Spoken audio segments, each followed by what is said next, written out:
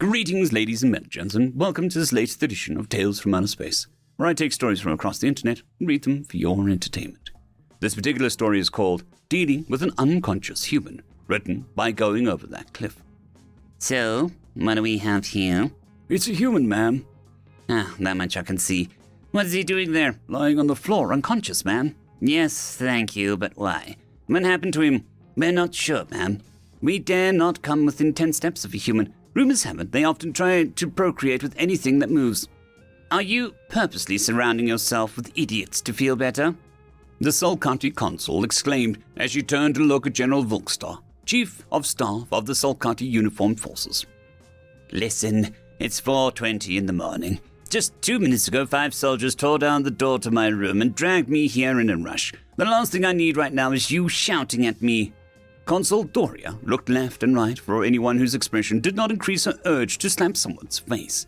Since such an individual was extremely rare and not at hand, she limited herself to forcefully closing her eyes with her palms. She let out a loud groan, then a dental click. Be patient, she murmured to herself while pacing back and forth. Why is that human lying unconscious on the floor at 4:20 in the morning, and why was I called here? 4:22, ma'am. The consul's eyelids grew closer as she inhaled copious air through her nostrils, her every nerve contracting as she raised her right, dominant arm up in the air. She got close, within striking distance. Then, like a mighty sentence from the heavens, she unleashed a godly rage. You get me coffee! But, ma'am, I am a lieutenant. Go get you some damn coffee, for fact's sakes, and bring some for me as well. The general ordered, preventing bloodshed. Lish then strode up to the enraged female, still breathing heavily under her nose. He pointed at another unfortunate soldier and demanded some explanations.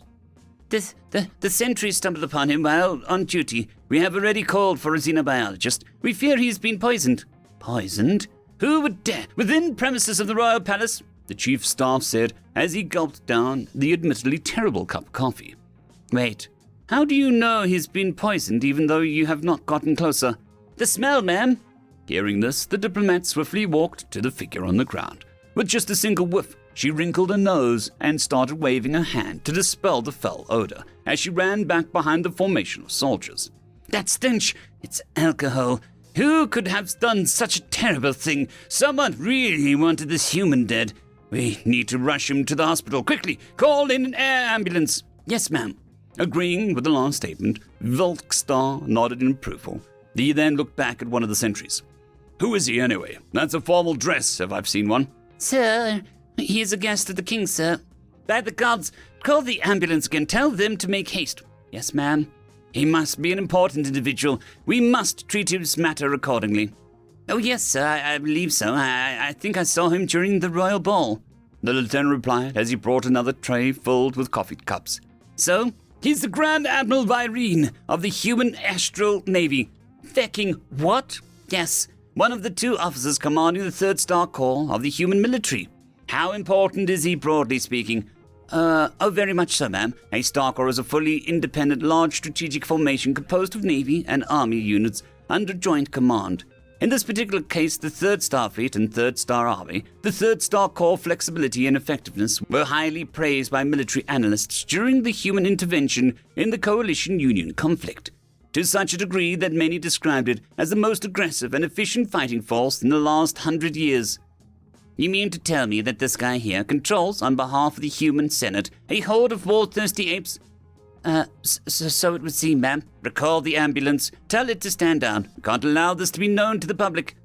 Yes, ma'am. Right. Awesome. Do me a favor and leave us some space to talk, will you? As the lieutenant and his men stepped away from the two, the consul and chief of staff stood alone before a senseless human. They tried thinking of a way out of it, growing desperate by the minute. The feck do we do now, Vexstar? Oh, stop looking at me like it's my fault. What do you want me to do? Give him a passionate kiss to wake him up? If word of this reaches Earth, we're screwed. Can't we hide him or something? Hide him? How? Where? The 11th Battle Group is currently orbiting this turbo shuttle over Planetoid. Who do you think will be prime suspects if something happens?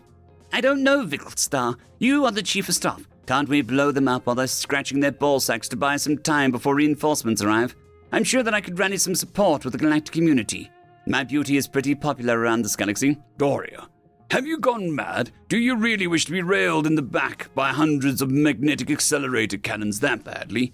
We stand no chance against a single Terran battleship, let alone one of the Star Corps, and there's 26 of those. As the discussion continued, a group of doctors appeared from the door at the comically long corridor. Spurred by the emergency and the soldiers' bayonets, they ran towards the two. Noticing their approach, the lieutenant pointed at the group. Sir, ma'am, Dr. Dim's team have... I have my own eyes, thank you. Breathless and panting, the doctors immediately got busy. They surrounded the human and, like a secretive cult, started whispering enigmatic phrases into each other's ears.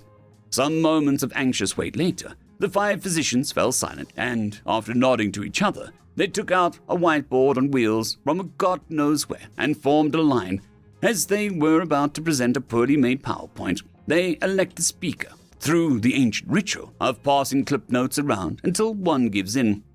After an extensive group observation, we have come to a consensus, contributed by all in equal manner, that given the subject state, as noted by the team, our investigation was led to suspect that, reaching a unanimous conclusion. Please do something about it, Doria murmured, looking at the lieutenant. He stepped up, snatched the files from one of the doctor's hands, and cleared his throat. The sheet is blank. The loud collective groan came from the audience as the consul and general rolled their eyes and let loose of their stiff posture. Some threats and names were all Dr. Dim needed for a concise report. The Grand Admiral has ingested large quantities of alcohol. Doria needed to be tackled and physically lifted by 2 soldiers to prevent her from grabbing an unholstered handgun of Volkstar. Receptive to the situation, the doctors resumed a circle formation around the human to continue their observations. We are unfamiliar with human physiology, but we have reached out for a second opinion. We managed to contact a distinguished board of medical experts easily accessible in what humans call the internet. What does it say? Dozens of replies came within a few minutes, but we focused on the one with the most interactions. It said, and I quote, "He'll be fine." What? That's it? What about the other answers? I'm afraid some experts might have misinterpreted the situation as a popular reply and said, give him hover car keys immediately. The audience limited themselves to nodding in confusion. Another such answer to the question made us realize how limited our medical knowledge must be, as none of us understood what they meant when the luminary addressed us as, and I quote, Sir, big trouble! A guard interrupted, screaming and running towards the group, now seated on plastic foldable chairs as a consequence of a tiring speech. What is it, Private? Annoyedly growled the lieutenant, interrupted from investigating accurate human translations and interpretations. Human Praetorians, sir. They are looking for the Admiral and suspect him to be here. They threaten to tear down the door if we do not let them in. Lieutenant, go buy us some time, as much as possible. Left alone, Doria and Volkstar start arguing in front of a line of doctors, who do not dare to utter a word. The heck do we do now, Doria? Any ideas? Just say we found him like this. That's exactly what happened. Yes, sure, of course. That's what you would say. Oh, only problem is, unlike what happens most of the time, you will not take it up the rear for this. I will. I am in charge of whoever is in charge of this bastard who had to keep an eye on him. Oh, come on. That's 3 grades of separation from you. I think that you, a diplomat, should go out there and explain that it was not our fault that one of the most important people in the human military has his belly full of Tier 1 poison. Yeah, very convincing. You would excel at an ambassador, really. With you as our speaker, I'm sure only half of the galaxy would declare us as an insult to intelligence and evolution the second you open your mouth. Listen, instead of blaming each other, can't we find someone else to hold responsible? You said it earlier, Volkstar. Whoever we pick, it'll somehow be our fault as the superiors of their superiors. Be it the barely legal sexy teenager ordered to escort him around, or the outer space temperature IQ hunk of muscles ordered to protect him, which, I might add, are nowhere to be found. They are probably hiding in the washroom having fun. Actually, that's perfect, Doria. Since both of them should have been with him at all times, they could be blamed for this. The best outcome would be for humans to be somehow used to alcohol since their puberty, as a result of socioeconomic context that encourages possibly detrimental group behavior to provide the subject with social status and acceptance by its peers. A practice that, instilled since youth, can develop into more or less severe abuse of such substance, possibly causing the subject to become addicted. But that's just too unlikely to be true. Okay, whatever you say. If the humans demand anything, we'll tell them and ask Lady Gork and Mr. But what about these idiots? Said the consul, pointing at a row of doctors who happened to listen to their conversation. With an annoyed look, the general called over one of the soldiers, understanding the situation. The doctors turned around. They ran for the door at the end of the comically long corridor, hoping to reach safety. Go kill them for me, will you? Moments after, the door at the end of the comically long corridor shut closed, as the soldiers left to pursue the witnesses. Another door on the opposite side of the comically long corridor was blown wide open as a group of human military policemen made their way in, followed by the lieutenant, still trying to entertain them. There he is, sir. Once they got closer, a man in sharp navy uniform stepped forward. He looked down at the admiral with a disappointed look. Petrified, the chief of staff was about to fold and spill out everything that had happened thus far. Fortunately for him, the human spoke first. Grand Admiral Wyreme, Captain Wrath reporting. We are here to pick you up.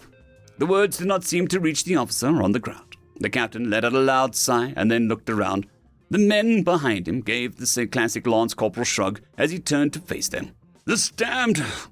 I guess we have no other choice, he whispered to himself as he forcefully massaged his nasal bone.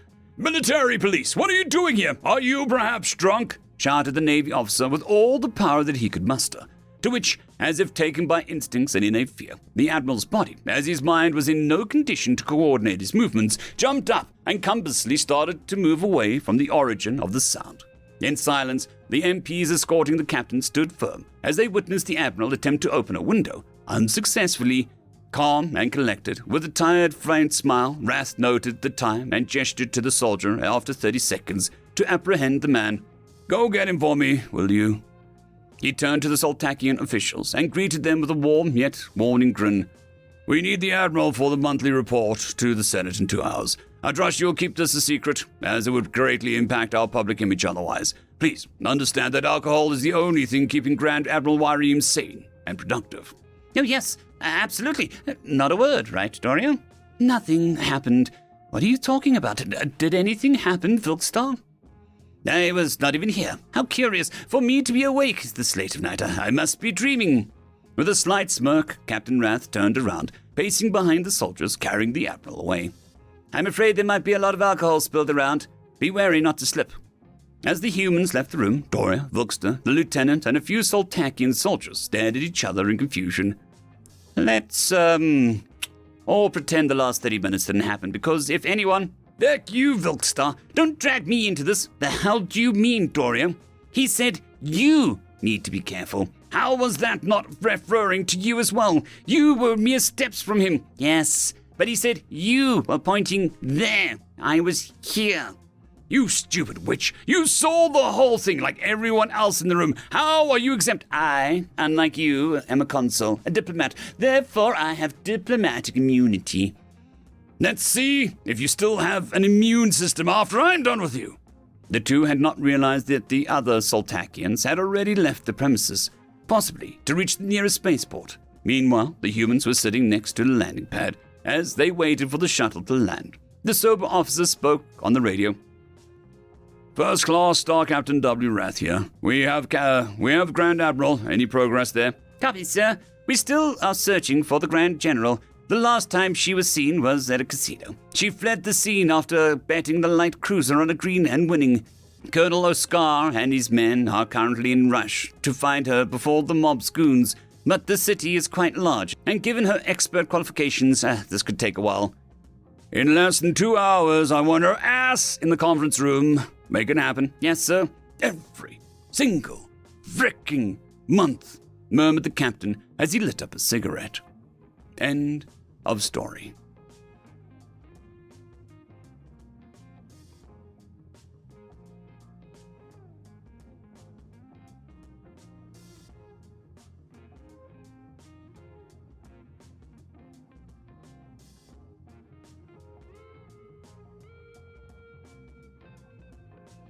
I'd quickly like to thank the T5 peeps: Cold War Boomerwaffen, Severin Cerberus, Bushmaster 177, Henry the Red, Caspar Arnholtz, Cold War Boomerwaffen, Elijah Silvercross, Dragzoon WRE, and Severin Cerberus. Thank you very much.